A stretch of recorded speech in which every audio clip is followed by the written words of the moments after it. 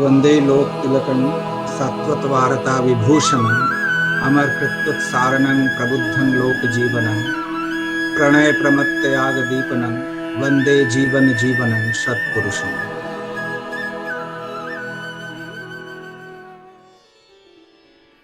हाँ, तो बहुत दिनों बाद फिर से भुवनेश्वर में मुझे याद है last year it be I think 9th September इसी तरह से चर्चा हुई थी, इष्ट चर्चा हुई थी, सत्संग हुआ था। तो नियर अबाउट 1 ईयर। तो अभी तो हम लोग मिल नहीं पा रहे हैं, तो एक विरह की वेदना है। और ठाकुर कहते ही थे कि विरह की वेदना और ज्यादा आकुल बनाता है, निकट ले जाता है।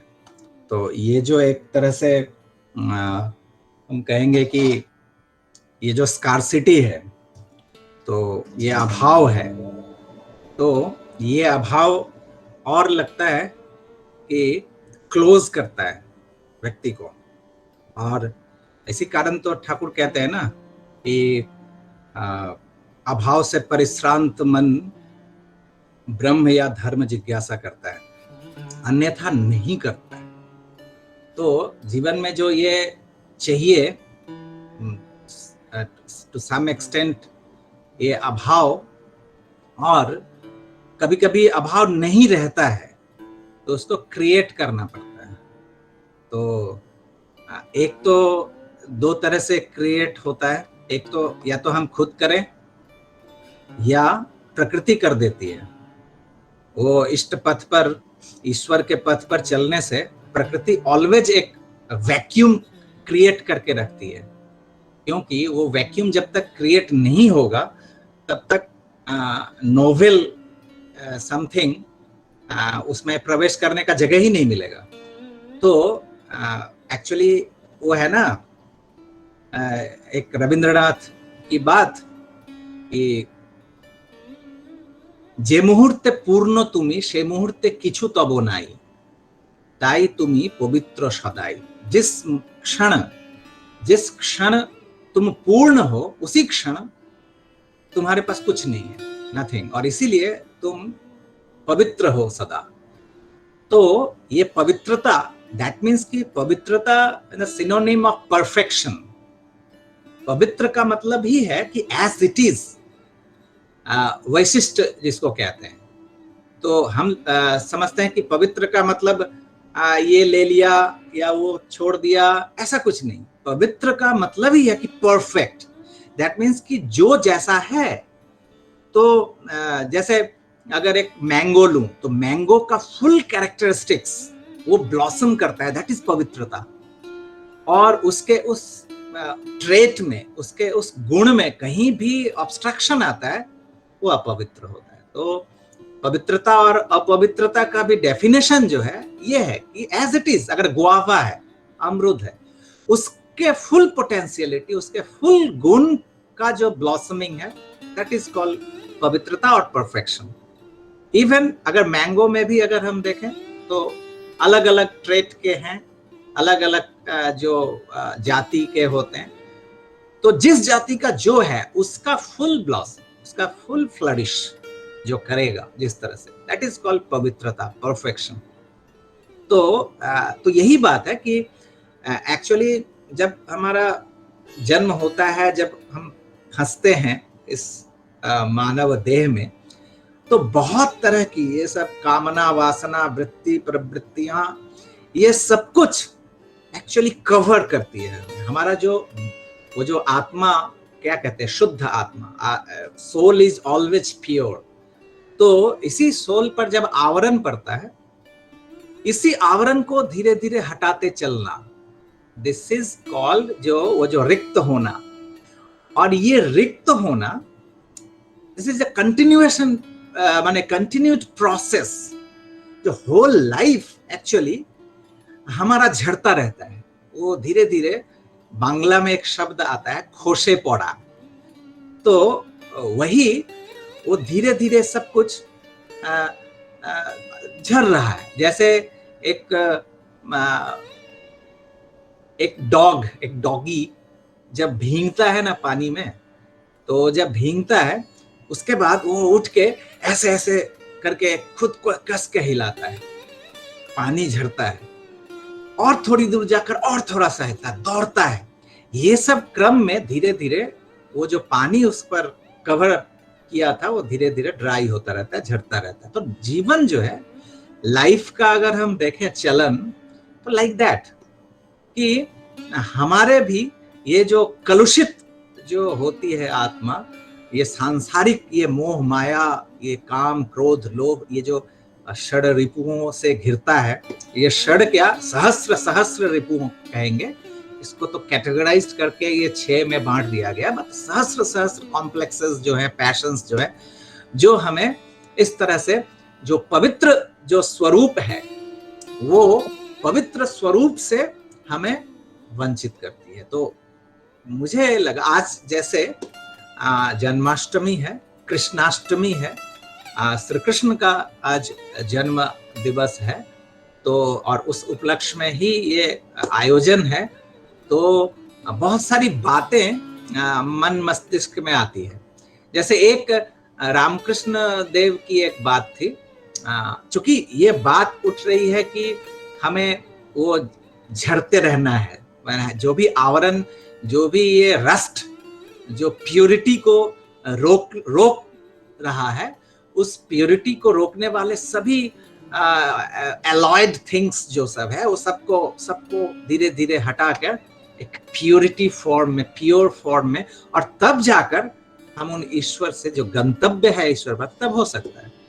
तो मुझे एक छोटी सी बात याद आती है। रामकृष्ण परमहंस जब महापंडित महाविद्वान विद्यासागर से मिलने गए थे, बहुत सारी बातें थी, उतना कुछ मैं नहीं बोलूंगा।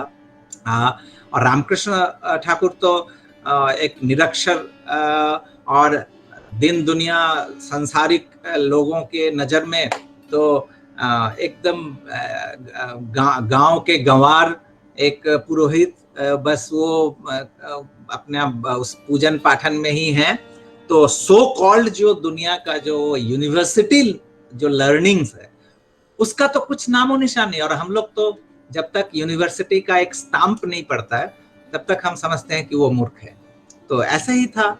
और जब विद्यासागर, ईश्वरचंद्र विद्यासागर, उनका तो महान, इतने सारे मतलब स्कॉलरली उनका ये अचीवमेंट, तो वो तो बोले, जो वो जब मिलने की बात हुई थी तो वो तो पहले बहुत इग्नोर किए थे, वो मुझसे क्यों मिलना चाहेंगे, उनका तो वो तो पता नहीं है, मैं ईश्वर सब कुछ नहीं मानता हूँ, तो फिर वो क्यों मिलने आए। तो जो भी हो, ये सब बहुत सारी बात हुई थी। अल्टीमेटली रामकृष्ण देव खुद ही जाकर वो अपॉइंटमेंट ले हुआ, उनके शिष्यगण विद्यासागर से बोला कि नहीं, वो मिलना चाहते हैं। तो फिर जाके मिले थे, बहुत सारी बातें हुई थी, इंटरेस्टिंग वो प्रसंग है। बट चूंकि समय बहुत संक्षिप्त है, मैं उतने सारे वो सब प्रसंग मैं नहीं बोलूंगा। उसी मीटिंग का मैं एक सिर्फ लाइन लेना चाहता हूं वहां से। तो उसपे ब्रह्म और ये सब की बहुत सारी बातें हुई थी, और एक एक बात हो रही थी, और रामकृष्ण देव एक एक बात कह रहे थे, और विद्यासागर की आंखें फट रही थी। जो एक जिस व्यक्ति को मैं समझता था कि निरक्षर, वो कैसी कौन सी बातें कर रही है, जो उनका जो कंसेप्ट है, वो कंसेप्ट तक एक एक करके आघात मिल रहा है, धक्का लग रहा है, और उनको लग रहा है कि ये इतना डेप्थ कहां से इनके पास है। तो अल्टीमेटली लास्ट में एक प्रश्न करते हैं रामकृष्ण ठाकुर, उनसे प्रश्न करते हैं। उनका तो एक आहंग था ना, जो विद्या का, ज्ञान का, और परमपिता तो वही सर्वप्रथम हमें दुर्बलता के विरुद्ध युद्ध करना है। तो उनका जो आगमन होता है टाइप ऑफ ये कि हमारा जो इवन जो जिस चीज को हम समझते हैं कि ये मेरा है, ये मैं हूं, ये जो अहंग, ये सब भी दुर्बलताएं हैं, और उनके संस्पर्श में आने से उस पर भी आघात पड़ता है। तो एनीवे, तो रामकृष्ण देव पूछते हैं उनसे, विद्यासागर से, अच्छा बताओ तो गीता को एक शब्द में, एक लाइन में कैसे तुम व्याख्या करोगे? गीता को एक शब्द में। तो इस पे विद्यासागर कहते हैं गीता इतना मतलब समस्त ज्ञान का, समस्त जितने स्पिरिचुअलिटी ये सब अगर कहूं तो उसका सार कहा जाता है गीता को, धर्म ग्रंथों में या जो भी, उसको सार कहा जाता है, एसेंस।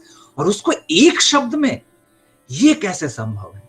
तो ये क्या संभव है? उन्होंने कहा कि गीता को एक शब्द में कैसे मैं बयान कर दूं, एक शब्द में कैसे बयान कर दूं, ये क्या संभव है ऐसा? तो रामकृष्ण देव हंसते हैं, बोलते हैं तुम गीता को बोलो तो, बार बार गीता का उच्चारण करो। तो करते हैं, गीता गीता गीता गीता गीता गीता गीता गीता गीता गी, क्या हो रहा है? गीता, ये बार बार बोलते बोलते जो शब्द बन रहा है वो हो रहा है त्यागी, त्याग। आप देखो, जो रामकृष्ण देव क्या कह रहे हैं, जो गीता का सार जो है यही है त्याग, त्यागी। मैं अभी जो चर्चा कर रहा था जिस बात का कि जीवन का what is the motto of life, जीवन का उद्देश्य क्या है, तो गीता का जो सार है, this is the essence of Gita. ये जो हम जन्म लिए यहां पर, वही झरना, वही जे खोशे पौरा, ये क्रमवर्धना में, ये ईश्वर के पथ पे चलन में धीरे धीरे एक एक चीज जो एक्चुअली एलॉयड है, जो कि एक्चुअली उस शुद्ध रूप को ढक रहा है, उसका धीरे धीरे अनावरण करना, ये एसेंस है गीता का। तो इस पे जैसे बहुत सारी बातें आती है, तो ठाकुर जी के साथ भी तो गीता लेके, श्री कृष्ण लेके कितनी सारी चर्चाएं हुई है। मतलब कौन सी ऐसी बात है जिस पे चर्चा नहीं हुई है? कुछ कुछ स्मरण आता है इस वक्त। तो इसी त्याग, ये जो त्याग है, तो गीता का सार है कि ये त्याग। और उस पे भी गीता की एक का श्लोक, मुझे तो उतना स्मरण नहीं रहता, आप में से तो बहुत सारे विद्वान बैठे होंगे, उनको पता होगा। तो जो बहुनी व्यतिनानी, वो जो श्लोक है, तो मैं पूरा नहीं कह रहा हूं, उसका अर्थ मैं सार कह रहा हूं।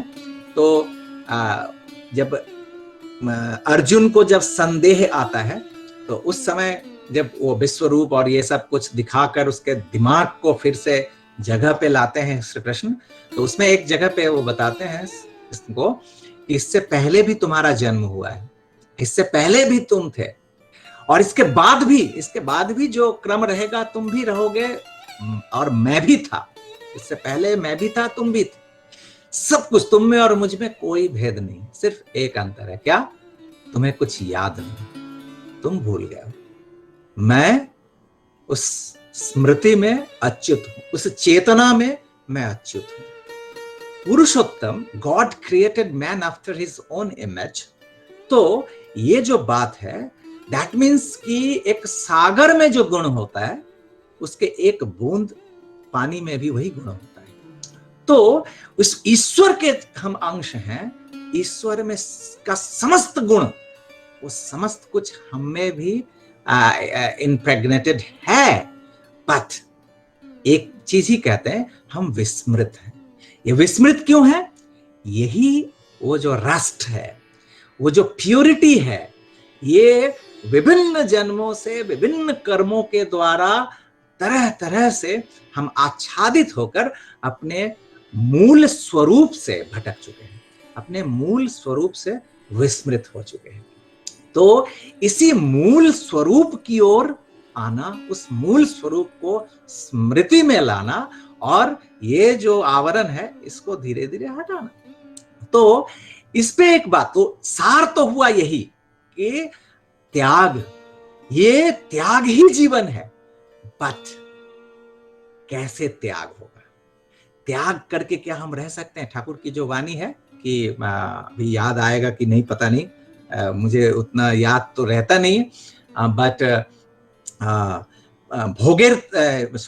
त्यागेर तरे जीवन नय को अभिष्ट लाभी भोग, त्यागेर तरे त्याग करे जे त्याग ताहारी रोग। जो त्याग के लिए जीवन नहीं है, अभिष्ट लाभ जो है वो भोग है, त्याग के लिए जीवन नहीं है, अभिष्ट लाभ है भोग। त्याग के लिए जो त्याग करते हैं, त्याग उनका है रोग। दैट मीन्स कि अगर हम चाहें कि त्याग करेंगे, त्याग करना है, the motto of life is त्याग, renouncement. The aim of life is त्याग, रिनाउंसमेंट। तो ये क्रम में अगर चलेंगे कि त्याग की साधना करते हुए अगर चलेंगे, ये जो जिसको त्याग करना चाहते हैं और कस के जकड़ के पकड़ेगा। और इसीलिए ठाकुर कहते हैं कि रोग है, त्याग के लिए जो चलना है वो रोग है। सांसारिक जीवन में अगर हम हैं तो अगर ये सब, अगर उस तरह की बात आगे सब छोड़ेंगे तो फिर चलना मुश्किल हो जाएगा। तो माने वेयर इज द सॉल्यूशन, समाधान कहाँ है? मैं वहां पर एक घटना का मतलब बोलना चाहता हूं। ठाकुर जी के इसकी ठाकुर जी से पूछा गया था इस तरह से कि श्री कृष्ण के जीवन की एक प्रसंग आता है कि उनसे पूछते हैं ठाकुर से, किसी एक भक्त का ये प्रश्न है। वो पूछते हैं कि अच्छा ठाकुर, यशोदा मैया, तो यशोदा एक प्रसंग आता है शायद कवि के किसी वर्णना में, तो जानते होंगे शायद आप लोग। तो यशोदा एक समय में दूध उबल रहा था, तो इतने प्यार करते हैं श्री कृष्ण से, इतने प्यार करती हैं यशोदा कि समस्त संसार से ज्यादा प्यार है उस श्री कृष्ण से, उस कन्हैया लाल से। तो जब दूध उबल रहा है, दूध गिर जाएगा, तो वो कन्हैया को मतलब छोड़ के वो कान्हा को, मतलब हो सकता है कि गोद में थे या कहीं थे, तो उनको ठेल के हटा के दौड़ के जाकर उस दूध को गिरने से बचाती है यशोदा। तो इस पर प्रश्न करते हैं कि यशोदा का उस तरह से गोपाल को ठेल कर दूध को बचाने जा रही है, और इधर तुलसीदास फिर कहते हैं कि भगवान के लिए समस्त कुछ त्याग करना चाहिए।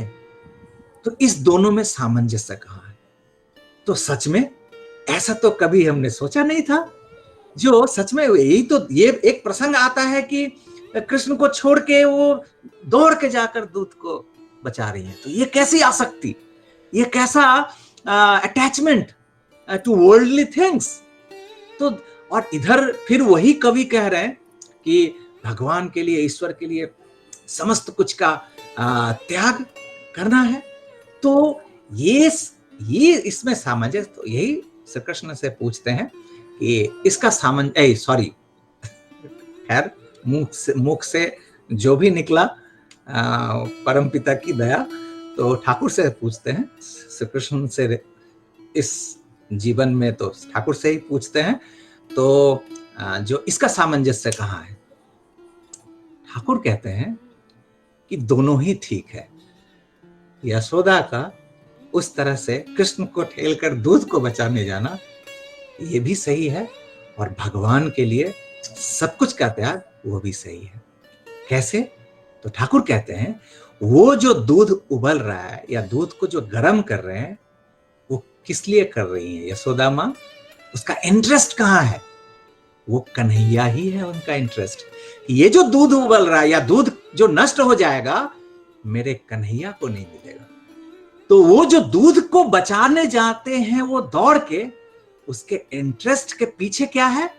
उसके इंटरेस्ट के पीछे वो कृष्ण ही है, वो भगवान ही है, वो ईश्वर ही है। तो ये जो आसक्ति है, ये एक्चुअली आसक्ति है किसके लिए? ये इष्ट के लिए ही आसक्ति है, और किसी चीज के लिए नहीं।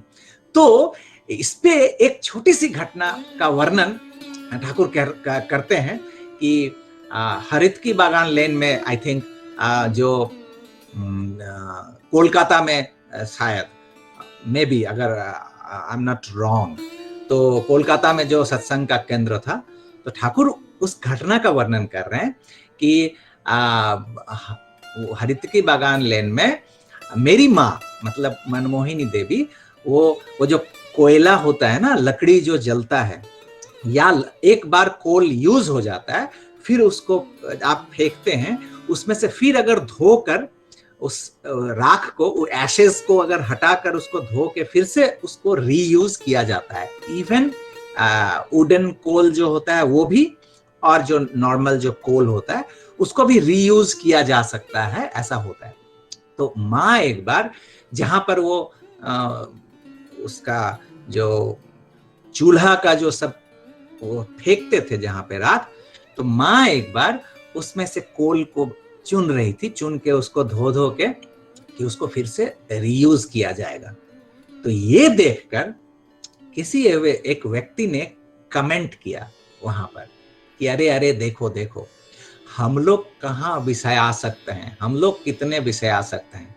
स्वयं माँ को देखो, जो वो जो कोयला है उसको भी नहीं छोड़ रही है, उसको भी उठा के ले आ रही है। तो हम लोग कहाँ कौन से बड़े विषय आ सकते हैं, ठाकुर की माँ को ही देखो वो कर रही है। ये बात माँ के कानों में चली गई, मतलब मनमोहिनी देवी ने ओवर ईयर किया, उसको सुन लिया। सुनते ही माँ तुरंत कहती हैं दृढ़ता से कि हाँ हाँ, तुम लोगों से मैं बहुत बहुत अधिक विषय आसक्त हूं। मेरी हर समय नजर रहती है, मेरी हर समय दृष्टि रहती है कि मेरे बच्चे का किस तरह से सुविधा हो। माँ जिस तरह, तो ठाकुर कह रहे हैं, तो वो माँ कह रही है कि मेरी हर हमेशा दृष्टि रहती है कि मेरे बच्चे का किस तरह से सुविधा हो। दैट मीन्स कि ये जो आश्रम या केंद्र, इतने सारे लोग हैं, इतना सारे लोगों का खाना पीना, इन लोगों का अरेंजमेंट, ये सब किसको करना पड़ रहा है? ठाकुर को करना पड़ रहा है। ठाकुर की ही वो जितने सारे ये बर्डन्स हैं, लाइबिलिटीज हैं, ये किसका है? सब कुछ ठाकुर का है। कोई भी आ रहा है उसको खिलाना, उसको ये करना। हम लोग एक संसार में एक व्यक्ति कहीं से एक्स्ट्रा आ जाता है तो हम उठते, अरे कहां से आ गया, अब इसके लिए करना पड़ेगा, उसके लिए करना पड़ेगा। सारा जीवन अगर ठाकुर का देखेंगे तो वो तो प्यासे थे मनुष्य का, और मनुष्य चले जाता था। मनुष्य कोई जाने का समय होता था तो ठाकुर का हृदय, कहते थे कि मेरा हृदय कांप उठा, बोला जो काल के गर्जन से भी मैं कभी नहीं कांपा, बट तुम लोग जब भी जाने की बात यहां से करते हो तो मैं इसको सहन नहीं कर पाता हूं। मेरे सामने आकर तुम लोग परमिशन मत लेना, पीछे पीछे से ही जब जाने का समय होगा तो चुपचाप चले जाना। तो ऐसे दयाल जो मनुष्य के लिए तो सबका लाइबिलिटीज, सबका, और उस लाइबिलिटीज को ढोने के लिए कभी भी जिसकी लाइबिलिटी है उसको नहीं बोलते थे कि तुम कुछ कंट्रीब्यूशन करो, तुम यहाँ पे या आनंद बाजार में या कहीं भी खाना पीना जो खाने आ रहे हैं कि यहाँ पर पेमेंट करो, इतना पेमेंट करो फिर जाके खाओ। कभी नहीं। पिता कभी भी अपने संतान को खिलाने के लिए क्या ऐसा कर सकते हैं? तो वो परम पिता, सबका आयोजन, वो भार किस पर है? उन पर ही है। तो उनकी लाइबिलिटी है। और माँ की ममता देखिए कि अगर मैं थोड़ी सी सुविधा कर दूं, थोड़ा सा इसको बचा लूं, तो किसको सुविधा होगी? जिस पर समस्त भार है। यही ठाकुर कह रहे हैं कि भक्त और इष्ट, ये जो मां और संतान के प्रति जो ममता है, एक भक्त का अपने इष्ट के प्रति ये इंटरेस्ट कि उनका अच्छा बुरा, उनका क्या इंटरेस्ट है, उनका क्या स्वार्थ है, इसको अगर अपने जीवन में अपनाते हैं कि जो भी करेंगे फॉर हिज इंटरेस्ट, तो इस तरह से जो आसक्ति है, क्योंकि ये अटैचमेंट जो जीवन में है वो रहेगा ही।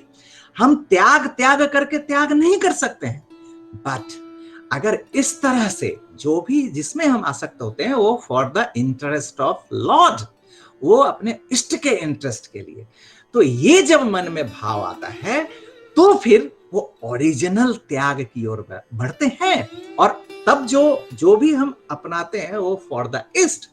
तो ये मूल घटना। तो इस पे और ठाकुर कहते हैं कि अल्टीमेटली जीवन के जितने सारे एस्पेक्ट्स हैं उसको मोल्ड करना for the interest of Lord, for the interest of ideal. ये जो जितने सारे हमारे व्यक्तिगत सेल्फिश बहुत सारे कर्म है, बहुत सारे हैं, माँ है, पिता है, पत्नी है, बच्चे हैं, बिजनेस है, दुकान है, नौकरी है, चाकरी, एवरीथिंग, ये सब कुछ है, बट इस पे आसक्त तभी होगा जब वो for the interest of Lord नहीं होगा। लेकिन अगर वो इंटरेस्ट, क्योंकि अगर हम खुद सेल्फिशली इंटरेस्टेड होकर अगर इन चीजों का लालन पालन करते हैं, इन चीजों को अपनाते हैं, तो जो परफेक्शन, जिस पवित्रता की बात मैंने प्रारंभ में कही थी, उस पवित्रता की ओर एक कदम भी नहीं बढ़ पाएंगे। बट विदाउट एनी रिनाउंसमेंट, मतलब एक्सरसाइज्ड रिनाउंसमेंट्स, ये जो जानबूझकर त्याग कर की बात, अल्टीमेटली वो जो ठाकुर कहते हैं, रामकृष्ण ठाकुर, जो त्याग, यही त्याग का ही धर्म है। बट अगर हम इस त्याग करें कैसे, इसीलिए ठाकुर कहते थे ना कि रामकृष्ण देव के संबंध में ठाकुर जी की इतनी सारी बातें हैं, तो कल्पना नहीं कर सकते हैं जो ठाकुर कितना ऑनर करते थे। और वो तो खैर बात है ही, वो अवतार पुरुषों का तो वो एक ही जीवन है, विभिन्न समय में विभिन्न काल में प्रकट होते हैं, अलग अलग वेशभूषा में, स्थान काल पात्र के अनुसार।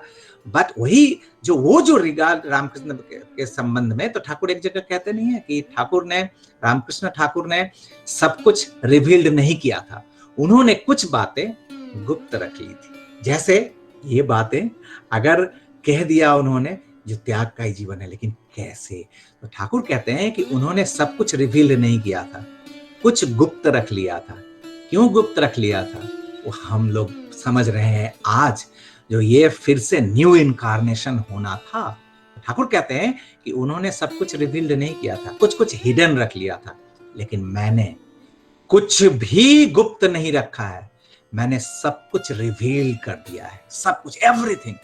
तो ये जो उन रामकृष्ण देव की भी बात समझने के लिए परम दयाल परम पिता शिष्य ठाकुर के चरण में आना पड़ेगा। वो रामकृष्ण, बुद्ध, यीशु, मोहम्मद, जितने सारे प्रॉफिट्स इससे पहले उनका अवतार जितना जितना हो चुका है, उसको भी इस प्रेजेंट सिनेरियो में समझने के लिए बहुत आवश्यक है कि ठाकुर के डिसिप्लिन में, उस अनुशासन में अनुशासित हों। तो फिर ठाकुर कहते हैं कि ये जो त्याग ऐसे ऐसे करके त्याग करके हम त्याग नहीं कर सकते हैं, लेकिन for everything for that lord, Thakur क्या कह रहे हैं? वो you are for the lord, not for others, you are for the lord and so for others, जो समस्त कुछ for the interest of him. तो ये ठाकुर कहते हैं। और इस पथ पर चलते हुए कहीं कहीं पे, और नहीं तो ठाकुर कहते हैं कि अगर सिर्फ त्याग करेंगे, इससे जीवन में एक निराशा की भावना आती है, एक पेसिमिज्म जिसको कहते हैं, और वो नैराश्य जब जीवन में आता है, आदमी सबमैन होता है, मनुष्य का पूर्ण विकास नहीं होता है। तो ये चीज एक शून्यता जब होता है, वहां पे व्यक्ति का वृत्ति नियंत्रण नहीं हो सकता है। तो इसलिए ठाकुर कहते हैं जो ये त्याग, ये जरूरी है, बट कैसे त्याग करें? तो everything for the interest of Lord. और एक जगह ठाकुर कहते हैं कि सच में, और अगर हम ग्रेटर कुछ को पकड़ना चाहते हैं, तो उससे इंफीरियर कोई चीज है उसको छोड़ना ही पड़ता है। बहुत ही ग्रॉस एग्जाम्पल मैं दूं, अगर मेरे हाथ में एक एंड्रॉयड फोन है और ये ओल्ड हो चुका है, ये ठीक से काम नहीं कर रहा है, तो नेचुरली मैं, हो सकता है उसका मेमोरी शॉर्ट हो गया है, मेमोरी कम हो गया है, हैंग कर रहा है, तो अगर हम उस पे अगर हम चाहते हैं तो दिखा इससे बेटर सिस्टम में काम करने वाला, बेटर मेमोरी अगर कुछ है, उसको हम लें, तो उसको लेने के लिए क्या करना पड़ेगा? ये जो अटैच्ड है इससे, ये छोड़ना पड़ेगा। अगर ये छोड़ेंगे नहीं, इसको पकड़ के रखेंगे, नहीं ये मेरे हाथ में देगा, ये मैं नहीं छोड़ूंगा, हम दूसरा नहीं पकड़ सकते। तो फॉर ग्रेटर थिंग, जैसे ही हम उस पथ पर बढ़ते हैं, जैसे ही हम एवरी इंटरेस्ट को एडजस्ट करते हैं, मोल्ड करते हैं फॉर द लॉर्ड, तो उसी लॉर्ड के पथ पर चलते चलते जो जिसको कहते हैं कि ट्रेसेस, जो कि इररिलेवेंट जो सब हैं, वो सब धीरे धीरे झड़ना शुरू हो जाता है। और फॉर ग्रेटर थिंग, ये एलिवेटेड लाइफ को एलिवेट जैसे जैसे करते हैं, तो उसमें जो इंफीरियर थिंग्स है वो ऑटोमेटिकली उसका त्याग होना शुरू हो जाता है। तो ये मूल बात जो ठाकुर कह रहे हैं। तो मुझे लगता है कि आज इस जन्माष्टमी के दिन में गीता का जो वो परम तत्व है, त्याग का, वो त्याग कैसे संभव होगा? तो इस तरह से एक घटना और मुझे ध्यान में आती है, चूंकि आज कृष्ण कृष्ण माहौल है, तो हम जीवन में चलते हुए बहुत समय हम विध्वस्त होते हैं, बहुत समय हम डिवास्टेटेड होते हैं और कोसते हैं किसको? वही रामकृष्ण ठाकुर कहते थे नहीं, विवेकानंद ने जो प्रश्न पूछा था ठाकुर से कि ठाकुर आपको इस मनुष्य के जीवन में, मनुष्य के संबंध में कौन सा ऐसा चीज है जो आपको आश्चर्यचकित करता है? मनुष्य के बारे में कौन सा चीज आपको अवाक करता है? तो रामकृष्ण देव कहते हैं कि मुझे आश्चर्य लगता है कि मनुष्य को जब दुख मिलता है, मनुष्य को जब कष्ट मिलता है, मनुष्य को जब जीवन में वेदना आती है, उस समय सबसे सॉफ्ट पॉइंट कौन है? सबसे सॉफ्टर पॉइंट कौन है? वो ईश्वर है, वो ठाकुर है। तो उनको कोसता है कि व्हाई मी, मेरे ही जीवन में इतना कष्ट क्यों आया? मैंने तो कभी ऐसा नहीं चाहा था, मैं तो ठीक ठीक चल रहा था, मेरे जीवन में दुख क्यों आया? मेरे जीवन में कष्ट क्यों आया? और हम कोसते हैं सबसे सॉफ्ट पॉइंट जो है, जो एक्चुअली आलिंगन करने के लिए खड़े हैं। हम कितना भी उनके ऊपर, कितना भी उलाहना दें, कितना भी लांछना दें उनको, लेकिन वो हमेशा आलिंगन किए हुए हैं कि हमें आलिंगन करेंगे। तो वही सॉफ्ट पॉइंट है। माँ क्या है? माँ को आप कितना भी कुछ करो, माँ कभी भी अपने संतान को नहीं छोड़ती है। तो सबसे ज्यादा अत्याचार संतान माँ के ऊपर ही करता है। इधर उधर का जो भी होगा, पिता के साथ भी अगर कुछ गड़बड़ी होती है तो जाकर माँ के सामने ढालता है या माँ के ऊपर वो अपना जितना भी है वो उसको निकालता है। तो लाइक दैट। तो ठाकुर कह रहे हैं कि जब कष्ट आता है, वेदना आता है, दुख आता है, तो सब कुछ उस ईश्वर की ओर दोष करता है कि मेरे जीवन में क्यों, मैं ही मिला था, मेरे ही जीवन में कष्ट आया था। लेकिन जब आनंद मिलता है उसी जीवन में, जब सुख मिलती है, सुख की अनुभूति होती है, सुख मिलता है, आनंद मिलता है, एक बार भी प्रश्न नहीं करता है उन ईश्वर की ओर, उन भगवान की ओर देखकर, व्हाई मी, मुझे ही क्यों मिला, मुझे ही ये आनंद क्यों मिला? तो ये जो ड्युअलिटी है मनुष्य का, ठाकुर रामकृष्ण देव कहते हैं बड़ा आश्चर्य लगता है कि मनुष्य ऐसा क्यों है। तो इसी प्रसंग में एक घटना, बहुत ज्वलंत घटना, और वो मुझे मतलब जो कहते हैं ना, कुछ कुछ चीजें, कुछ कुछ बातें क्लोज टू माई हार्ट, हर व्यक्ति का ही होता है। तो ये सब कुछ कुछ प्रसंग है जो कि क्लोज टू माई हार्ट।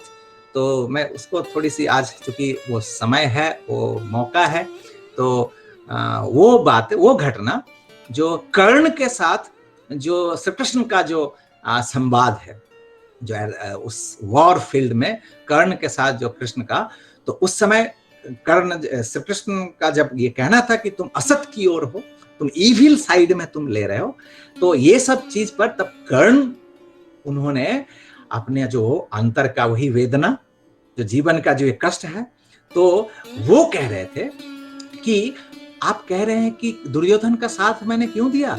तो मेरे जीवन में कितना सारा अनफेयरनेस हुआ है, आपको पता है? मेरे जीवन में कितना अन्याय हुआ है, जो इसमें मेरी क्या गलती है कि अगर मेरा जन्म अगर इलेजिटिमेटली हुआ है, अवैध रूप से अगर मेरा जन्म कहीं पे हुआ है, तो इसमें मेरी क्या गलती है? मेरी माँ ने मेरा त्याग कर दिया, मेरी क्या गलती थी उसमें, जो वो मैंने उस इलेजिटिमेटली मेरा जन्म हुआ, लेकिन मेरी माँ ने मेरा त्याग कर दिया, जन्म के बाद ही मेरा त्याग हो गया, और फिर मैं एक सुत घर में जाकर मेरा लालन पालन हुआ, और मेरी जो युद्ध शिक्षा है, जैसे कि दुर्योधन को और सभी को मिला, मुझे नहीं मिला, मुझे वंचित किया गया, उस शिक्षा से मुझे वंचित किया गया। और परशुराम के पास मुझे अगर शिक्षा मिला भी, चाहे जैसे भी हो, उस शिक्षा को मैंने हासिल भी किया, अंत में उन्होंने भी मुझे अभिशाप दे दिया कि जिस समय सबसे ज्यादा जरूरत पड़ेगी इस विद्या का, गुण का, उस समय मैं भूल जाऊंगा, विस्मृत हो जाऊंगा। तो एक क्षत्रिय, मैं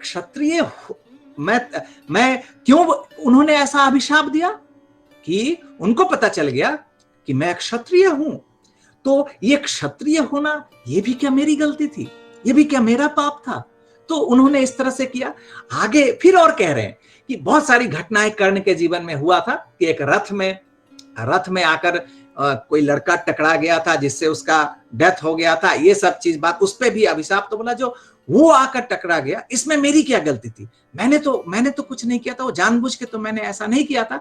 इवन कहते हैं कि उस स्वयंवर सभा में जब मैं गया था, उस समय में भी मैं सूर्य पुत्र हूं, स्टिल मुझे सूर्य पुत्र करके मुझे उस तरह से गाली दी गई उस सभा में भी। और मेरी मां का समस्त ममता, समस्त स्नेह सभी भाइयों को मिला, मैं उस ममता से वंचित हुआ। और जिस समय मुझे पता चला, और जो इस तरह से वो मेरी मां है, उस समय में भी मेरी मां ने मुझसे क्या मांग लिया? ये मांग लिया कि अपने जीवन के बदले में अपने और सभी भाइयों का जीवन मांग लिया, कि मैं उन पर कोई कभी उन पर हथियार नहीं, उन्हें कभी हत्या नहीं, उनको नहीं, उस पर अस्त्र नहीं उठा सकता हूं। और इवन इतना कहते हैं कि भीष्म पितामह भी, जितने सारे बड़े बड़े गुरुजन थे, किसी ने भी मुझे आश्रय नहीं दिया। सबके सामने मैं कर्स्ड हुआ, अभिशप्त हुआ मेरा जीवन। एकमात्र दुर्योधन जो था, उसने ही मुझे मित्र का स्थान दिया। जो भी मुझे कुछ सुख, कुछ आनंद अगर मिला जीवन में, तो वो दुर्योधन के द्वारा मिला। तो मैं क्यों ना उसके साथ रहूं, क्यों ना मैं ये रहूं? इस पे इतने सारी बातें। और सच में अगर ठाकुर को अगर हम लोग ग्रहण ना करें तो नेचुरली ये लगता है। और अभी के समय में बहुत सारे ऐसे बड़े बड़े विद्वान, बहुत बड़े बड़े अनुष्ठान भी होते हैं जहां पर इस तरह की महिमा गान होता है, जो कि विलेन कैरेक्टर्स हैं इतिहास के। ये भी एक विडंबना है, जो एक इतिहास, एक राष्ट्र, एक समाज, एक जाति, जो अगर अपने जो हीरोज हैं उसको चुनने में अगर गलती करे, तो ये वो राष्ट्र जिंदा नहीं रह सकता। उस राष्ट्र का विनाश निश्चित है।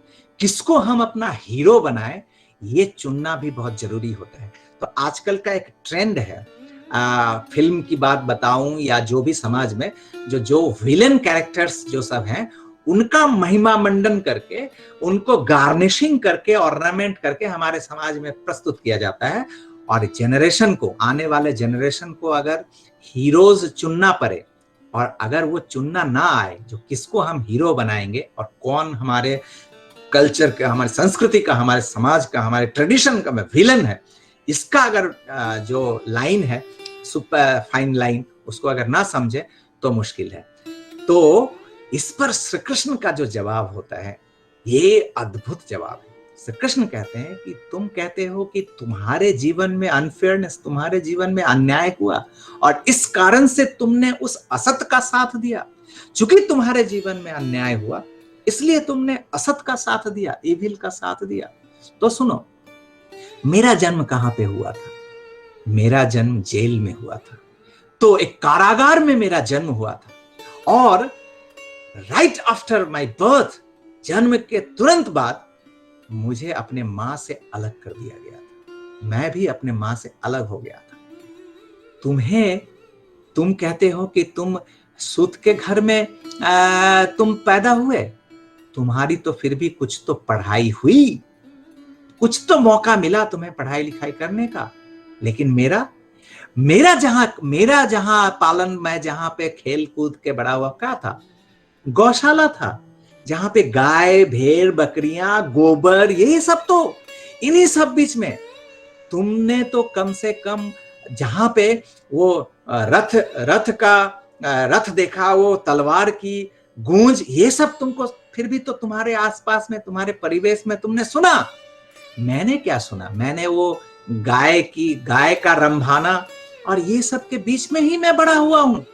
और मैंने तो कभी भी तलवार की वो टंकार, धनुष की वो टंकार, तलवार की वो खनखनाहट, ये सब तो मैंने कभी सुना ही नहीं। मेरा तो परवरिश ही हुआ ये ग्वाल बाल, ये सब के बीच में।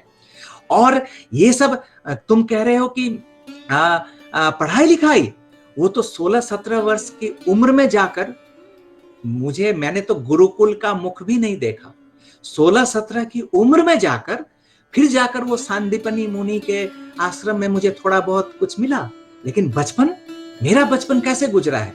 तो इवन कितने सारे कर्स, जो वो जो कंस का जो अत्याचार ये सब जो हो रहा था, उसके कारण ब्लेम्ड हुआ, मैं ब्लेम्ड हुआ, मुझे इसका दोषारोप किया गया कि मेरे कारण उस समाज में, उस गांव में या उस स्थान पे, उस जगह पे सब लोग प्रताड़ित हो रहे हैं मेरे कारण, मैं एक्यूज्ड हुआ। तो सारा जीवन, उसके बाद फिर कह रहे हैं कि गुरुकुल में तो शिक्षा नहीं मिली। आफ्टर दैट जो ये जो अभी के समय में अभी और भी बहुत सारी बातें हैं, उतना सबका वर्णन में अभी, चूंकि टाइम भी बहुत संक्षिप्त है, कितने सारे चोरी का इल्जाम लगा था, किसी हत्या का इल्जाम लगा था कृष्ण पे, ये सब कुछ हुआ था। और फिर कह रहे हैं कि ये जो महाभारत, ये जो युद्ध है, कर्ण से कहते हैं कि देखो इस युद्ध में मैं क्या हूं, मेरा स्थान कहां है, मैं तो एक साधारण सा सारथी हूं। अगर इस युद्ध में दुर्योधन अगर विजित होता है, अगर कुरु का विजय अगर होता है, तुम मान सम्मानित तुम होगे, तुम्हें प्रतिष्ठा मिलेगी, तुम प्रतिष्ठित होगे, हर जहां पे हो उससे और अधिक जगह पे एलिवेटेड तुम होगे, तुमको मिलेगा। लेकिन मैं, अगर युधिष्ठिर, अगर धर्मराज की अगर जय होती है, अगर पांडव की जय होती है, मुझे क्या मिलेगा, मैं तो एक साधारण सारथी हूं। उस पर भी ब्लेम्ड मैं होऊंगा कि इतने सारे रक्त क्षय, इतने सारे प्राण हानि, उसका भी दोषी कौन होगा, मैं होऊंगा।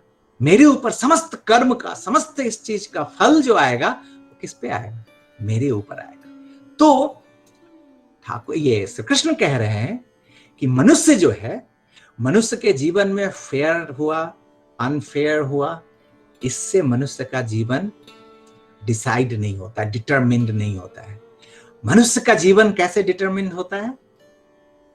मैं ठाकुर की बात लाता हूं, सत्यानुसरण में ठाकुर क्या कहते हैं? मन का अनुसरण नहीं करो, विवेक का अनुसरण करो। तो श्री कृष्ण कह रहे हैं कि तुम्हारे जीवन में फेयर हो, अनफेयर हो, डिटरमिन्ड वही होता है कि तुमने विवेक का आश्रय लिया या नहीं, विवेक का तुमने आश्रय लिया या नहीं। और वही व्यक्ति विजित होता है जो विवेक का, कॉन्शियस का जो आश्रय लेता है। व्यक्तित्व में वो सुपर कॉन्शियसनेस जिसको कहते हैं, वो टुवर्ड्स दैट सुपर कॉन्शियसनेस, मैं जो बात जहां से मैंने शुरू किया था कि ये सब जो झरना, ये जो सब कुछ हमारे जीवन से, ये जो कवर है, रस्ट है, ये सब ईश्वर के पथ पर जो धीरे धीरे रिवील्ड हो रहा है। दैट मीन्स कि वो सुपर कॉन्शियसनेस, वो सुपर कॉन्शियस की ओर हम बढ़ रहे हैं, वो सुपर चेतना, वो परम चेतना की, परम चैतन्य की ओर हम बढ़ रहे हैं। तो व्यक्ति मर्यादा पुरुषोत्तम क्यों कहते हैं? जितने सारे पुरुषोत्तम एक्चुअली राम को कहते हैं, बट एवरी पुरुषोत्तम इज मर्यादा पुरुषोत्तम। कि चाहे इधर हो जीवन में, चाहे उधर हो, व्यक्तिगत रूप से कितने भी लांछित हो, कितने भी टॉर्चर्ड हो, बट डिसीजन जो उनका वही होता है, वो जो धर्म की स्थापना करता है, ईश्वर के पथ पर जो होता है, उसके लिए वो समस्त कुछ, अपना मान सम्मान, अपना कोई भी प्रतिष्ठा वो देखते नहीं है। यही है विवेक, यही है कॉन्शियस। इस पे अच्छा जयप्रकाश, समय हो चुका है ना, मैं कुछ समय और लूं थोड़ा सा, पता नहीं, अभी तो टाइम का बहुत सारा कॉन्साइज होता है और मैं तो थोड़ा बहकता हूं, बट एक छोटा सा प्रसंग करके मैं कंक्लूड करूंगा। चूंकि मैं संवरण नहीं कर पा रहा हूं, बात चूंकि ऐसी चल चुकी है इसका, तो एक मैं कहूं, एक घटना और आती है, चूंकि श्री कृष्ण की बात आती है, ये भी क्लोज टू माई हार्ट, मैंने बहुत जगह चर्चा भी की है। अगेन मैं थोड़ा शेयर करता हूं। एक प्रसंग आता है श्री कृष्ण के ही जीवन में, चूंकि विवेक की बात आई है, जो हमारे जीवन में बहुत सारा न्याय अन्याय बहुत सारी होती है, और हम जो छटपटा उठते हैं और कैसे क्या, कब क्या करना चाहिए, उस पर यह घटना बहुत इंपॉर्टेंट है। आप जानते हैं बहुत सारे लोग कि श्री कृष्ण के जीवन में अर्जुन और ये वो तो बहुत सारे नाम हैं जो कि है। एक और नाम है श्री कृष्ण के जीवन में, वो बहुत इंपॉर्टेंट है, और वो नाम है उद्धव का। उद्धव हम सभी जानते हैं, अर्जुन के सारथी श्री कृष्ण थे। श्री कृष्ण के सारथी कौन थे? श्री कृष्ण के सारथी थे ये उद्धव। और बचपन से मतलब वो शिशु, मतलब उस कैशोरावस्था से बांधव जैसा, एक बंधु की तरह, मित्र की तरह उद्धव हमेशा श्री कृष्ण के साथ थे, और श्री कृष्ण के ड्राइवर कह सकते हैं, पायलट कह सकते थे, वो उद्धव थे। समस्त कुछ हो चुका है, महाभारत समाप्त हो चुका है, ये सब कुछ युद्ध समाप्त हो चुका है। जो जो अपने अपने जगह पे श्री कृष्ण को जितने सारे कर्म फल और गांधारी, वो सब तो घटना है, जो सबका ब्लेम श्री कृष्ण पे आता है। जो गांधारी उस समय कहती है, वो भी एक प्रसंग, बहुत ब्यूटीफुल प्रसंग है। उस युद्ध के उस समर क्षेत्र में चारों तरफ लाश पड़े हैं, चारों तरफ हाहाकार मचा हुआ है, कितने माँ क्रंदन कर रही है, और उस समय सबसे ज्यादा जो ये हुई है वो तो गांधारी, उनके समस्त पुत्र का देहांत हुआ है। तो उस लास्ट समय में फिर वो अपने को रोक नहीं पाई, और उस युद्ध में खड़े होकर, मैदान में खड़े होकर, उस वॉर फील्ड में, और अभिशाप दे रही है श्री कृष्ण को कि कृष्ण, तुम्हारे कारण इतने सारा रक्त क्षय हुआ है, तुम अगर चाहते तो इस रक्त क्षय को रोक सकते थे, तुम्हारे कारण ये सब हुआ, ये करके बहुत सारी बातें कह रहे हैं। उसी समय व्यास आते हैं, तो वो व्यास देव आकर तब जाकर जो वो जो उन लोगों का जो डायलॉग है, वो जो कथोपकथन है, ब्यूटीफुल। मैं उतना सारी बात अभी नहीं कहूंगा, बट सिर्फ कॉन्साइज वे में कहता हूं कि व्यास आकर तब लांछित, मतलब उनको धिक्कारती हैं गांधारी को, कि तुम कृष्ण को, वासुदेव को तुम कर्ष कर रहे हो, तुम्हें पता है एक एक लाश जब इस युद्ध मैदान में गिरा था, वो और कोई नहीं, वो श्री कृष्ण गिरे थे। एक एक खून का बूंद, एक एक रक्त कण जब जमीन को छुआ था, वो किसी और का रक्त नहीं था, वो वासुदेव का रक्त था। तो ये चीज, और कृष्ण एकदम बच्चे की तरह चुपचाप सब कुछ सुन रहे हैं। तो ये जो समस्त कर्मों का फल जो है, ये ठाकुर की भी एक जगह पर इस तरह से व्यक्ति है कि परमपिता जो संसार में आते हैं मनुष्य रूप में, वो जो कितने कितने लोगों का कर्म फल जो उनको अपने शरीर पर लेना पड़ता है, उनको जीवन में लेना पड़ता है, इसकी अगर कल्पना करें तो कांप उठता है हृदय। जो कितने कितने सारे हम सभी के पापों का प्रायश्चित उनको करना पड़ता है। एक्चुअली ये इट्स ए ट्रेजेडी। ये उस परम तत्व का, उस परम पुरुष का ये ट्रेजेडी है जन्म लेना, क्योंकि ये जन्म लेते ही हैं हम सभी के कर्म फलों का अपने कंधे पर लेना, हम सभी के प्रायश्चित्तों को खुद वो प्रायश्चित्त करना। तो इस कारण ही उनका जन्म होता है। तो वही ठाकुर कहते हैं कि अगर एक बार समझ जाएं जो हमारे कितने सारे पापों का, कितने सारे कर्म फलों को उनको सहन करना पड़ता है, तो फिर तो क्या कहूं, तो कांप उठता है हृदय, ये ठाकुर कहते हैं। तो यही तो जो भी हो, बात तो कहीं कहीं से कहीं निकल जाती है। तो उद्धव जब ये लीला जो इस जीवन का, ये लीला श्री कृष्ण लीला, ये समाप्त होने के कगार पर है, सब कुछ हो चुका है, अपने अपने जगह पर सेटल जैसा जैसा था। श्री कृष्ण उद्धव से कहते हैं कि उद्धव, तुम तो इतने दिनों से तुम मेरे साथ हो, कितने लोगों ने कितना कुछ मांगा मेरे से, सबको मैंने दिया भी भरसक, तुमने कभी कुछ मुझसे नहीं मांगा। तो मेरी इच्छा है कि अब ये लीला समाप्त होने से पहले तुम कुछ मुझसे मांगो। अगर मैं तुमको अगर कुछ दे पाऊं तो ये मुझे अच्छा लगेगा। तो इस पर उद्धव कहते हैं कि उद्धव चूंकि मन में तो था ही, तो उद्धव तुरंत कहते हैं कि हाँ, मेरे मन में एक प्रश्न है। मैं प्रश्न नहीं, मैं कहता हूं मेरे मन में एक संदेह है, उस संदेह का दया करके तुम निवारण कर दो, मुझे तभी मुक्ति मिलेगी। मेरे मन में जो प्रश्न आ रहा है, और ये प्रश्न मुझे कुरेद रहा है मेरे अंतर मन को, मुझे जिसको कहता है कि त्रस्त कर रहा है, तो क्षत विक्षत कर रहा है, दया करके तुम मुझे मुक्त करो और इसका समाधान दो, और ये समाधान अगर नहीं मिलेगा मेरी मुक्ति नहीं है।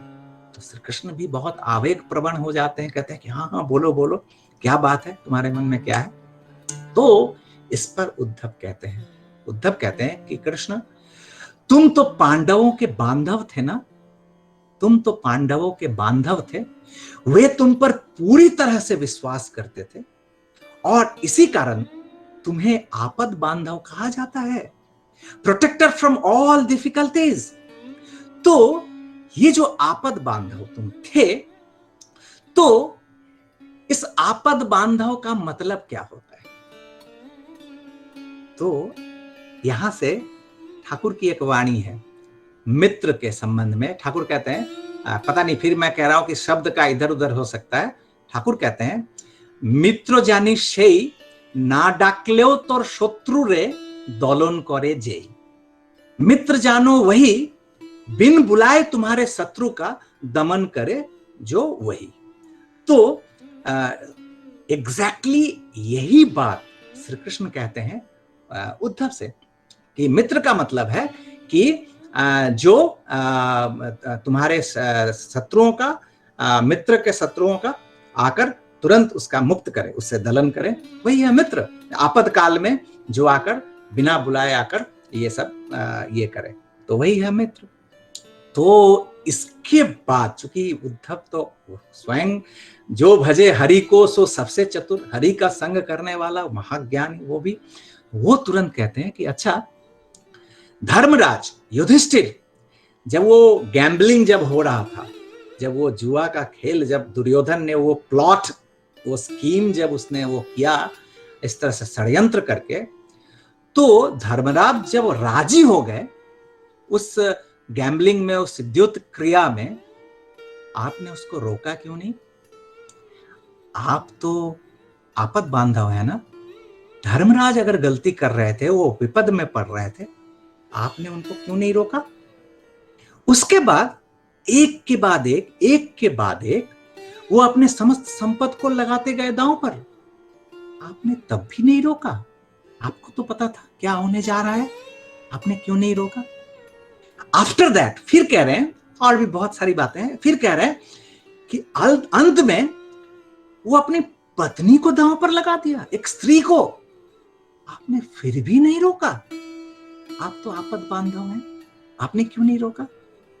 और फिर कह रहे हैं कि ठीक है, आपने जब द्रौपदी का उस तरह से अपमान हो रहा था, जब उस तरह से उसको खींचकर उस भरे सभा में लाया गया, तब भी आपने नहीं रोका, आपने तब भी इंटरफेयर नहीं किया। आप तो आपद बांधव हैं पांडवों के, आप तो पांडवों के बांधव हैं, आपने फिर भी नहीं रोका। और अंत में जब उनका वस्त्र हरण, जब उनको निर्वस्त्र करने के क्रम में जब आया, जब और कोई उपाय नहीं रहा, उस समय आकर आपने उसकी रक्षा की। एक स्त्री का, एक नारी का उस भरे सभा में उस तरह से मान को लांछित करना, उस तरह से कहना, अपमानित भरे शब्द कहना, भरी सभा में लाना, उसका सम्मान और रह कहां जाता है, उसका मान और रह कहां जाता है? तो आपने अंत में आकर उसको, ठीक है निर्वस्त्र होने से, लेकिन एक नारी को तो समस्त रूप से निर्वस्त्र ही किया गया। हो सकता है कि कपड़ा नहीं उस समय तक हटाया गया था, लेकिन तरह तरह से जो कलुषित किया गया वाक्यवान से, और उसको खींचकर उस तरह से जैसे, तो एक नारी का सम्मान रहा कहां? तो आपने अंत में आकर, ठीक है निर्वस्त्र नहीं होने दिया, रक्षा कर दिया, और तब आप रक्षक के रूप में आपको सभी लोग कहते हैं। लेकिन ये बात मेरे मन में उस समय से चल रही है कि आपने रोका क्यों नहीं? इतना सब कुछ होने के बाद भी आपने रोका क्यों नहीं?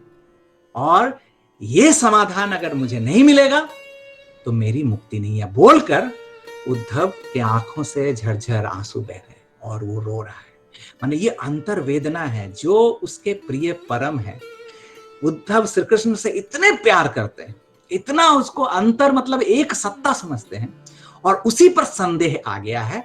इस कर्म का समाधान उनको चूंकि नहीं मिला, दिस इज कॉल्ड कॉम्प्लेक्स। ये जो एक वृत्ति है वो असमाधित रह गई है, जिसको सॉल्यूशन नहीं मिला है, वो उनको तड़पा रहा है। और वो किसके लिए? वो उनके प्रिय के लिए। इससे मुक्ति उनको नहीं मिलेगी। वो स्वयं जानते हैं कि इसका मुझे समाधान दया करके तुम ही दो, जो मुझे इससे मुक्त करो। कैसे मुक्ति मिलेगी?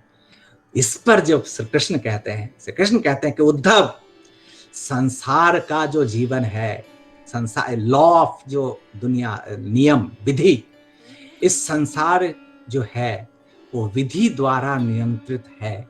और कहते हैं, श्री कृष्ण कहते हैं कि सुनो, विजय विजय उसी की होती है जो विवेक का आश्रय लेता है। कॉन्सेंस, विवेक का जो आश्रय लेता है वही जीतता है। इस पे तो फिर उन्होंने कहा, दुर्योधन ने अपने विवेक का आश्रय लिया था, इसी कारण से धर्मराज युधिष्ठिर अविवेकी हुए थे बोलकर वो पराजित हुए थे। तो उद्धव को बड़ा आश्चर्य लगा, मुझे भी लगा था ये प्रसंग पढ़ के कि अरे, धर्मराज युधिष्ठिर वो अविवेकी और दुर्योधन विवेकी, ये कैसे संभव हुआ? तो कह रहे हैं, कृष्ण कह रहे हैं कि हाँ, ऑन दैट पर्टिकुलर टाइम, उस समय में दुर्योधन को पता था उसके पास समस्त कुछ है, धन दौलत समस्त कुछ है, वो इतना बड़ा शक्तिशाली है, एवरीथिंग है, बट ये जो द्युत क्रिया है, ये जो गैम्बलिंग जो है, इसमें वो कमजोर है, वो अच्छी तरह से उसको नहीं जानता है। उसने क्या किया, उस गैम्बलिंग के क्रिया में उसमें उसने अपने मामा को आगे कर दिया। Shakuni smart to that game, he is expert, वो एक्सपर्ट है। तो उसने क्या किया, उसने अपने मन का आश्रय नहीं लिया। मन करता क्या, मन अहंग पर, अरे हम लड़ेंगे, देख लेंगे क्या होगा, ये मन का अनुसरण है। विवेक क्या बोल रहा है कि नहीं, इसमें वो ज्यादा एक्सपर्ट है, इसको हम आगे कर देते हैं। उसने शकुनी को आगे कर दिया, लेकिन युधिष्ठिर ने क्या किया, वही आंग, मैं लड़ूंगा। अगर युधिष्ठिर ने, श्री कृष्ण कह रहे हैं कि अगर युधिष्ठिर ने अगर विवेक का आश्रय लिया होता, तो दुर्योधन ने जैसे ही शकुनी को आगे किया, युधिष्ठिर किसको आगे कर देता, मुझे। युधिष्ठिर मुझको कहता कि मेरी ओर से कृष्ण खेलेंगे। और तुम सोचो उद्धव, यदि मैं अगर शकुनी के सामने बैठता और उसका वो पाशा फेंकना, तुम सोच सकते हो कि इसका जो रिजल्ट है, फल है, वो क्या होता, परिणाम जो है उसका क्या होता, तुम सोच सकते हो। फिर आगे कह रहे हैं कि और एक एक क्रम में जब वो इस तरह से दांव पे लगा रहा था समस्त धन दौलत को, वो मन में ये सोच रहा था, उसको पता है, क्योंकि हर व्यक्ति का विवेक जो है वो आदर्श है, वो आइडियल है, वो जानता है what is right, what is wrong. तो वो विवेक वो मन में कह रहा था, इस कृष्ण को पता ना चले, कृष्ण को पता, मुझे पता ना चले, और मुझे पता नहीं चले मतलब मुझे वो धक्का देकर वो अलग करके रख रहा था, मुझे प्रवेश करने नहीं दे रहा था, विवेक को प्रवेश करने नहीं दे रहा था, और अपना मन का मनमानी किए जा रहा था, और ये वो दांव पे लगाया जा रहा था। मुझे उसने रोक कर रख दिया था, मैं क्या कर सकता हूं।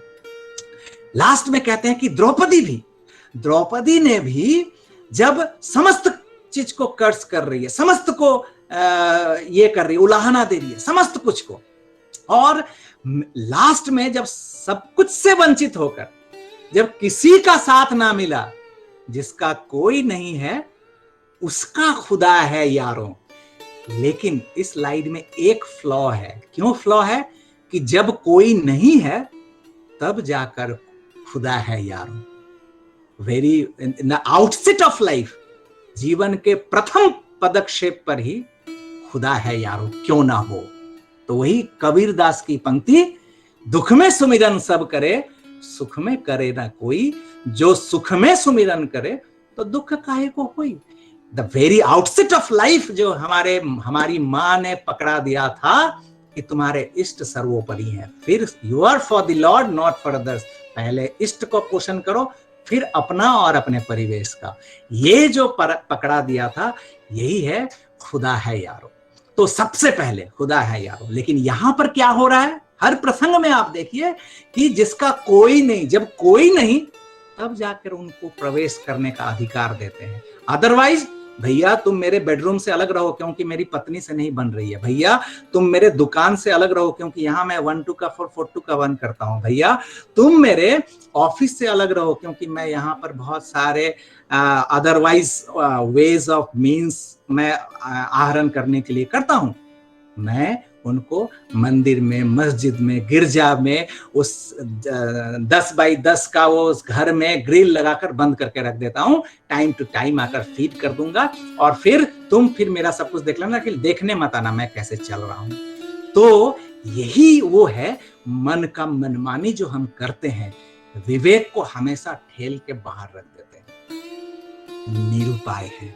इस पे यही चीज कहते हैं श्री कृष्ण कि मुझे तो ये, तो इस पर उद्धव कहते हैं, लास्ट मैं ये प्रसंग करके इसको कंक्लूड करूंगा। उद्धव तो वही जो हरि को भजे वो सबसे चतुर, तो तुरंत कहते हैं ओ तो दैट मीन्स कि बुलाने से तुम आओगे, अगर ना बुलाऊं तो तुम नहीं आओगे। दैट मीन्स कि तुमको बोलूंगा कि आओ, पहले दिन ही तुमको बोलूंगा आओ, तब तुम आओगे, नहीं बुलाऊंगा तो नहीं आओगे। तो अभी तुमने कहा आपद बांधो, तो दैट मीन्स कि तुम बुलाने से नहीं। तो फिर इस पे कहते हैं श्री कृष्ण कि देखो ईश्वर, कहते हैं उद्धव, ये भी बहुत बड़ा पॉइंट है जो श्री कृष्ण कह रहे हैं कि उद्धव, ईश्वर किसी का कुछ नहीं कर सकते हैं। ठाकुर की भी बहुत सारी वाणियां हैं कि एक्चुअली कर्म प्रधान जग करी राखा, जो जस करही तस फल चाखा। जो कर्म प्रधान ये जग है, जो जैसा करता है वैसा फल मिलता है। तो श्री कृष्ण यहां पर यही पॉइंट कह रहे हैं, ये तत्व की बात, कि ईश्वर किसी का कुछ नहीं कर दे सकते हैं, वो सिर्फ साक्षी बनकर रहते हैं, विटनेस हमेशा रहते हैं, देखते रहते हैं। और मनुष्य का वही होता है जो वो कर्म करता है, उसके फल के अनुसार जो करता रहता है उसी का फल मिलता है। ईश्वर किसी का कुछ नहीं कर सकते। ठाकुर कहते हैं ना, जो परम पुरुष होते हैं जगन्नाथ की तरह, उनका 2 हाथ नहीं होता है, वो किसी का कुछ नहीं कर दे सकते हैं, तो वो सिर्फ साक्षी की तरह रहते हैं। तो इस पर फिर प्रश्न करते हैं उद्धव तुरंत। आप देखिए, भक्त और भगवान का ये प्रसंग ऐसा ना हुआ होता तो शायद अमृत आज जो हम आहरण कर रहे हैं नहीं हुआ होता। तो तुरंत उद्धव काउंटर क्वेश्चन कहते हैं, तो दैट मीन्स कि ओ तुम साक्षी होकर रहोगे और मैं जैसा मर्जी वैसा करूंगा, तुम मेरे को देखते रहोगे, मैं असत करूंगा, करप्शन करूंगा, व्यभिचार करूंगा, सब कुछ करूंगा, और तुम सिर्फ साक्षी होकर सिर्फ मुस्कुराते रहोगे, देखते रहोगे, तुम रोकोगे नहीं, तुम हमें बोलोगे नहीं। ये क्या बात हुई? जो ईश्वर साक्षी होकर रहेंगे और जो असत कर रहा है उसको असत होने देंगे। यहाँ पे मुझे याद आ गई, रामकृष्ण परमहंस से पूछा था जब इसने, जो ब्रह्म क्या है, विद्यासागर ने, तो ठाकुर ने कहा था ब्रह्म क्या है पता है? वही ईश्वर क्या है पता है? कैसा? प्रदीप है, प्रदीप की तरह है। प्रदीप के प्रकाश में, ठाकुर कह रहे हैं कि उस प्रदीप के प्रकाश में कोई गीता का पाठ करता है, धर्म ज्ञान की पाठ करता है, और कोई उसी प्रदीप के प्रकाश में कोई फॉर्जरी, वो जो क्या कहते हैं, दलील बनाते हैं ना, गलत सलत दलील या और कुछ भी, तो या 1 2 का 4 4 2 का 4, उसी प्रदीप के प्रकाश पे लोग फॉर्जरी भी करते हैं, और उसी प्रदीप के प्रकाश में लोग इष्ट पथ पर चलने के हिसाब से भी जो करते हैं। तो प्रदीप जो है वो ये फॉर्जरी, ये गलत कर्म करने वाले को भी नहीं रोकता, और जो सुकर्म करता है उसी प्रदीप के प्रकाश में उसको भी नहीं रोकता। ब्रह्म उसी तरह होता है, वो सिर्फ साक्षी की तरह देखता रहता है सब कुछ। तो इस पे वही बात उद्धव कह रहे हैं कि दैट मीन्स कि तुम साक्षी होकर देखते रहोगे और जो जैसा मर्जी करता रहेगा। यहां पे जो मैं समाप्त करूंगा आज की बात को, मूल पॉइंट है, श्री कृष्ण कह रहे हैं कि उद्धव, यदि मैं साक्षी की तरह हूं, मैं अगर युधिष्ठिर के पास अगर साक्षी की तरह मैं बैठा हूं, युधिष्ठिर असत कर पाएगा? युधिष्ठिर जैसे तैसे करके मनमानी कर पाएगा? युधिष्ठिर अपने जितने सारे संपत्ति को जिस तरह से खो दिया, कर पाएगा? दांव पे लगा पाएगा? अपने स्त्री को भी दांव पे लगाना, वो लगा पाएगा? नहीं लगा पाएगा। मेरे मन में एक विचार आया कि सच में, जो सपोज मैं रास्ते से निकला हूं, कहीं जा रहा हूं, मेरा कोई बंधु, कोई मेरा मित्र या कोई मेरा जान पहचान, कोई दूसरा एक पर्सन, उसने मुझे कुछ अपशब्द कहा, मैं वो सुनकर उसको 10 अपशब्द कहा, और फिर जाकर अगर नहीं कह पाया 10 शब्द, और मेरी आदत नहीं है अपशब्द कहने की, गाली देने की, मैं जाकर उसको 2-4 थप्पड़ लगाया, मार पीट करके मैं वापस चला आया। राइट? सेकंड सीट, एग्जैक्टली यही घटना हुई। मैं निकला था रास्ते से, लेकिन एक अंतर था, मेरे पिताजी साथ थे। मैं पिताजी का हाथ पकड़ के मैं चल रहा था, पिताजी के साथ निकला था। सेम घटना घटी, किसी ने मेरे को अपशब्द कहा, मेरे कान में आई, मेरे मुंह से अपशब्द निकलेगा? क्यों नहीं निकलेगा? अरे पिताजी साथ हैं, मैं कैसे कुछ गाली दे दूं? मैं जाकर उसको थप्पड़ लगा सकता हूं? नहीं, पिताजी से डांट पड़ जाएगी, तो तुम क्यों विवाद ऐसे तुमने किया? तो पिताजी साथ में है, सेम घटना हुई, एक ही तरह का सिनेरियो था, लेकिन सीक्वेंस जो था, रिजल्ट जो था, वो दूसरा था। दिस इज कॉल्ड साक्षी। अगर सच में, श्री कृष्ण कहते हैं कि अगर सच में मैं साक्षी हूं, ये विश्वास अगर होता है किसी का, जो मेरे इष्ट, मेरे परमेश्वर, वो मेरे साथ हैं, मैं क्या सत्कर्म कर पाऊंगा? मैं क्या इविल वर्क कर पाऊंगा? नहीं कर पाऊंगा। तो यही वो है। एनीवे, बहुत सारी बात, समय मुझे लग रहा है कि मैं बहुत टाइम बहुत ले लिया, बट मेरा कहना है अंत में कंक्लूडिंग यही है कि समस्त कुछ का इंटरेस्ट जो होंगे वो इष्ट जीवन में, तरह तरह से वेदनाएं, तरह तरह से कष्ट, समस्त कुछ आ सकते हैं, लेकिन अगर उस परम तत्व जो है, वो परम प्रिय जो है, प्रिय परम जिनको हमने अपने जीवन में अपनाया है, उनको अगर वो जो साक्षी मतलब क्या, जो उनकी समस्त स्मृतियों को अपने साथ संजो कर रखना, अपने जीवन के साथ ओतप्रोत रूप से उसको अगर आलिंगन करके अगर हम रख पाते हैं, तो वो जो विवेक का जो वो स्थान है मनुष्य के जीवन में, वो कभी भी डेमोरलाइज्ड नहीं होता है। हम अपने मन का अनुसरण हम नहीं कर पाते हैं, वो विवेक का ही अनुसरण करते हैं, और तभी जीवन भी सुखमय होता है। दुख नहीं होगा, कष्ट नहीं होगा, प्रॉब्लम्स नहीं होगा, समस्याएं नहीं होंगी, ऐसा कभी नहीं। बल्कि आप जितना सेंसिटिव होंगे, जितना आप ईश्वर के पथ पे चलेंगे, उतने आपके, अभी रो रहे थे, वो एक पंक्ति है कि मनुष्य बनना बल्कि आसान है, भगवान बनना इतना आसान नहीं है। क्योंकि आज तुम सिर्फ खुद के लिए रोते हो, खुद की असुविधा के लिए। जब भगवान होगे ना, तो समस्त पृथ्वी के लिए रोना पड़ेगा, समस्त जगत के लिए रोना पड़ेगा, तब क्या होगा? तो ये जितने हम ईश्वर के करीब जाएंगे, तो मेरा एक्सपेंशन जो है ना, विस्तार और बढ़ता जाएगा। सिर्फ अपने बच्चे के लिए कष्ट होता था, अब दूसरे के बच्चे के लिए भी कष्ट होने लगेगा। सिर्फ अपने रोटी के लिए मैं संग्रह करता था, अब दूसरों के लिए भी संग्रह करने लगूं। सेंसिटिविटी बढ़ेगी। जितने इष्ट के पथ पर, ईश्वर के पथ पर आगे बढ़ेंगे, हमारे जीवन में कष्ट, वेदना भी बढ़ने लगेगा, बट आनंद जो है, आनंद और बढ़ता रहेगा। तो इसलिए कष्ट से डरना नहीं है, दुख से डरना नहीं है। समस्त अवस्थाओं में वो जो विवेक है, वो जो आदर्श है, उस इष्ट को अगर हम पकड़ के रखेंगे, तो फिर अल्टीमेटली वो जो टुवर्ड्स परफेक्शन, वो जो टुवर्ड प्यूरिटी, जो असल स्वरूप है हमारा, वो ईश्वर स्वरूप, उसकी ओर कदम कदम कदम कदम बढ़ते रहेंगे, और जन्म जन्मांतर पता नहीं कितने सारे जन्म में ये प्यूरिटी का काम चलता रहेगा।